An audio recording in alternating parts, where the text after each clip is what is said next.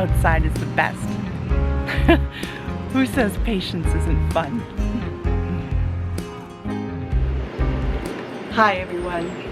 So today has been a very rainy, thunderstormy kind of day, and I have been thinking about where can I go to take advantage of the cool clouds and weather patterns that make photography so exciting and so good. But let's be honest, sometimes with photography, as much as you want to go out, there are life obligations. You may be tired, maybe the weather isn't cooperating, the lightning has been close by for most of the day, and so I have decided today to challenge myself by taking landscape photos today without using my car. So that means that I am at home and I have a couple of ideas in mind. I don't know if they're going to work, but I hope that they do. Yeah, you can let me know if you think that they do or don't. So for today, I'm going with macro and wide. So the couple of ideas that I have are just around my own property and close by. So let's go see.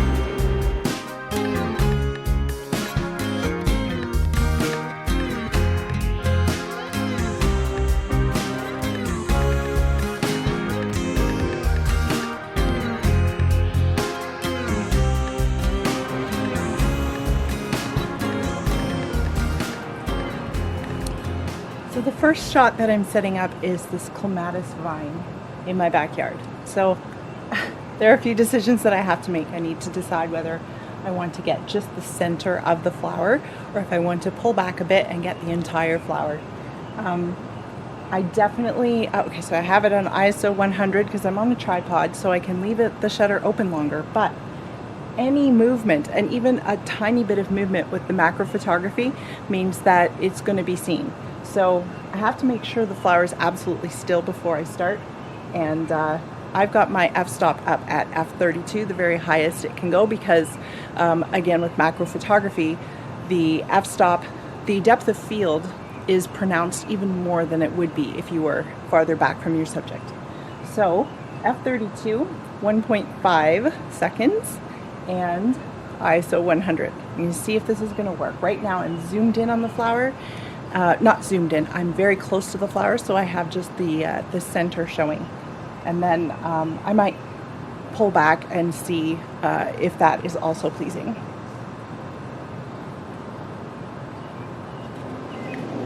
Okay, so it may not seem like it's moving, but it is. So even the little tiny bit of movement due to the tiny bit of breeze in the air is too much. So I'm going to raise my ISO and try 400 and see if I can get a shorter shutter speed and just stop that movement.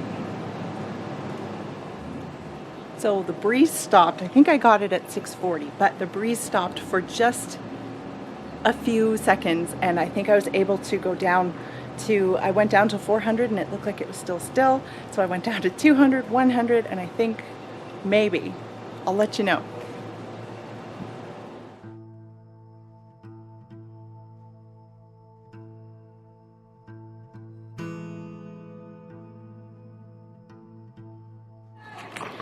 So there's this little fly sitting on a chive flower. So I'm trying to zoom in. I've never done macro photography with insects, and I've seen some really, really neat results that people have gotten.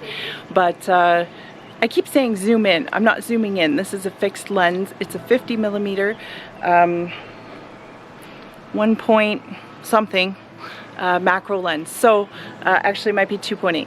But so I'm moving in close to the chive flower and the fly, and I'm trying to get, again, to reduce the movement, and I'm trying to get him sitting on top of the flower. And this time I don't want the highest f-stop, because I would actually like the background to be a little bit softer. So I'm playing around, I think maybe around f16, and yeah, we'll see if that turns out.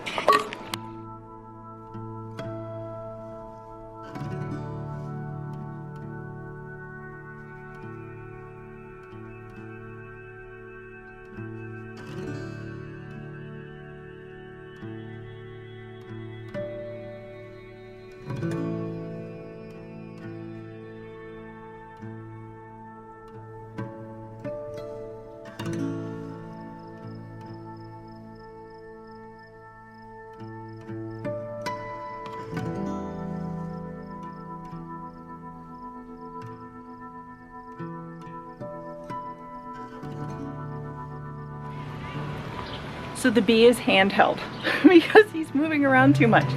So I'm on ISO 1000 f3.5 and my shutter speed is pretty quick. One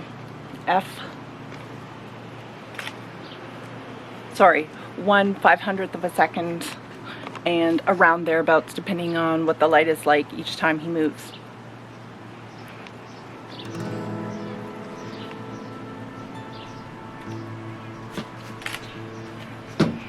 And he moves a lot.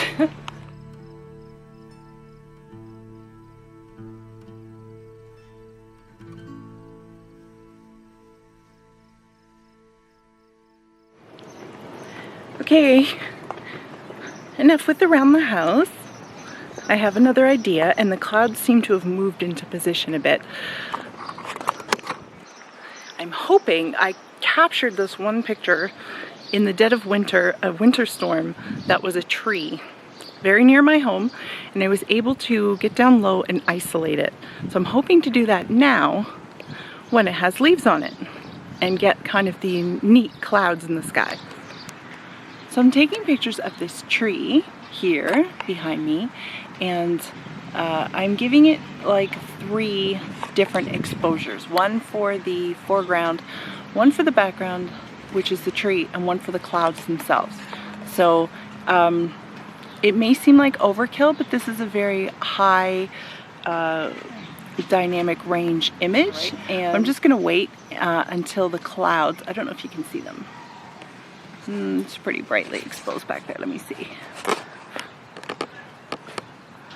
The clouds are pretty low on the horizon right now, but there's a lot moving overhead, and so I'm waiting for the clouds to get a little bit higher, and then I'm going to try that as well.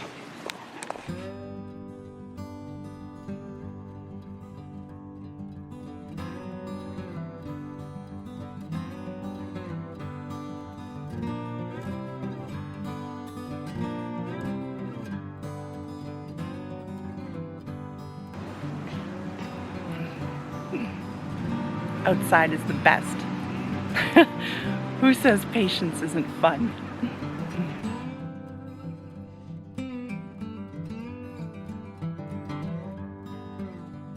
I have on a graduated neutral density filter too to even out the sky. It's way too bright to get the sky and the foreground.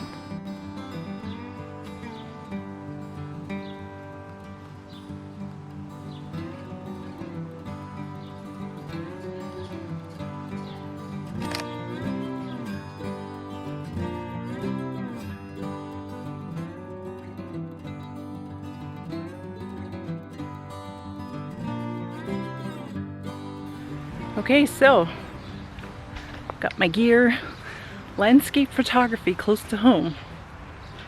You know what? It was fun and it was great. I mean, and I don't really have much to carry. I don't have much to pack up, and it's a gorgeous day. Have a great one, guys. See you soon.